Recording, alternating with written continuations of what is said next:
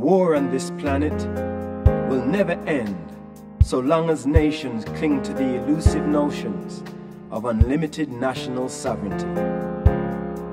There are only two levels of relative sovereignty on an inhabited world: the spiritual free will of the individual mortal and the collective sovereignty of mankind as a whole.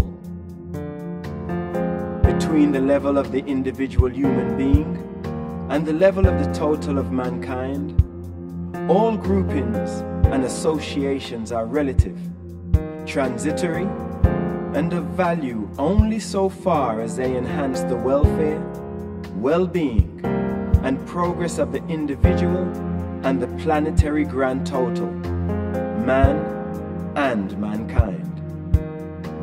Religious teachers must always remember that the spiritual sovereignty of God overrides all intervening and intermediate spiritual loyalties. Someday civil rulers will learn that the Most Highs rule in the kingdoms of men.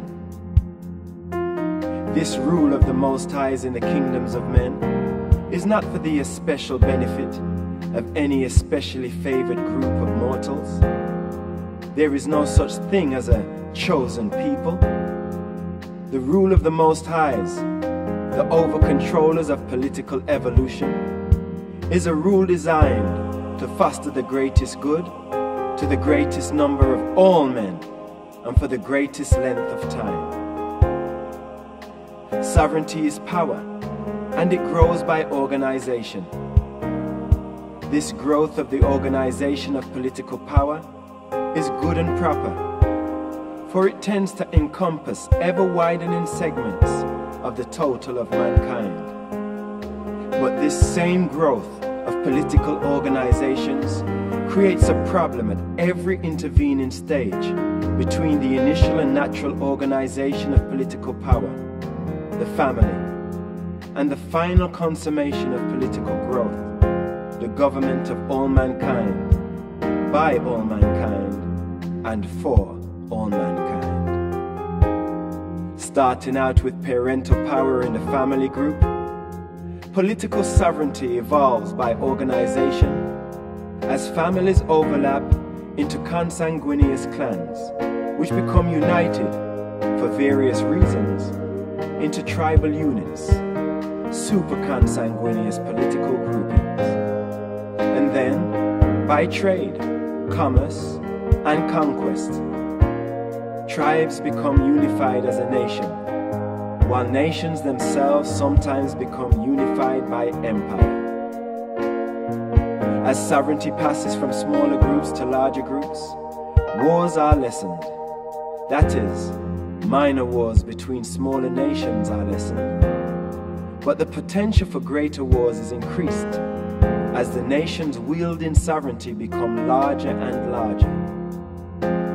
Presently, when all the world has been explored and occupied, when nations are few, strong, and powerful, when these great and supposedly sovereign nations come to touch borders, when only oceans separate them, then will the stage be set for major wars, worldwide conflicts.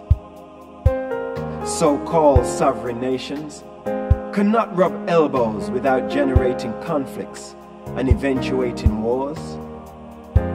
The difficulty in the evolution of political sovereignty from the family to all mankind lies in the inertia resistance exhibited on all intervening levels. Families have, on occasion, defied their clan, while clans and tribes have often been subversive of the sovereignty of the territorial state. Each new and forward evolution of political sovereignty is, and always has been, embarrassed and hampered by the scaffolding stages of the previous developments in political organization. And this is true because human loyalties, once mobilized, are hard to change. The same loyalty which makes possible the evolution of the tribe makes difficult the evolution of the super tribe, the territorial state. and the same loyalty which makes possible the evolution of the territorial state vastly complicates the evolutionary development of the government of all mankind. Political sovereignty is created out of the surrender of self-determinism, first by the individual within the family, and then by the families and clans in relation to the tribe and larger groupings.